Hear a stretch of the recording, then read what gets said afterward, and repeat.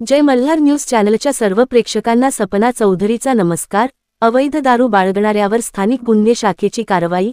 एकूण 3,64,320 रुपये किमतीचा मुद्देमाल जप्त।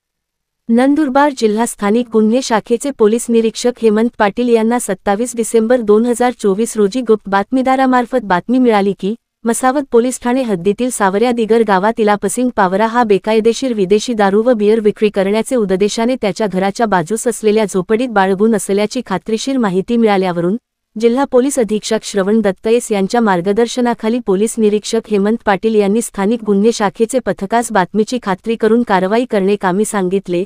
मिळालेल्या बातमीच्या अनुषंगाने स्थानिक गुन्हे शाखेचे पथक हे मसावत पोलीस ठाणे यांच्या मदतीने सावऱ्या दिगर गावी आले।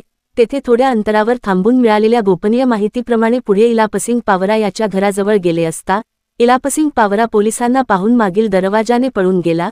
त्याच्या घराच्या ठिकाणी पोलिसांनी तपासणी केली असता तेथे विदेशी दारू व बियरचा एकूण 3,64,320 रुपये किमतीचा मुद्देमाल हस्तगत करण्यात स्थानिक गुन्हे शाखेचे पथकास यश मिळाले आहे।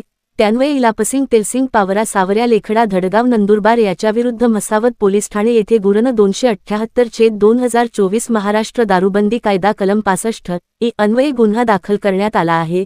सदरची कामगिरी पोलीस अधीक्षक श्रवण दत्तयेस, अपर पोलीस अधीक्षक आशित कांबळे यांच्या मार्गदर्शनाखाली स्थानिक गुन्हे शाखेचे पोलीस निरीक्षक हेमंत पाटील, पोलीस उपनिरीक्षक Mukesh Pawar, police head constable Rakesh Vasave, Manoj Naik, Vishal Nagare, police Naik Avinash Chavan, Mohan Ramdhere, Vikas Kapure, police constable Vijay Hiware यांनी केली आहे।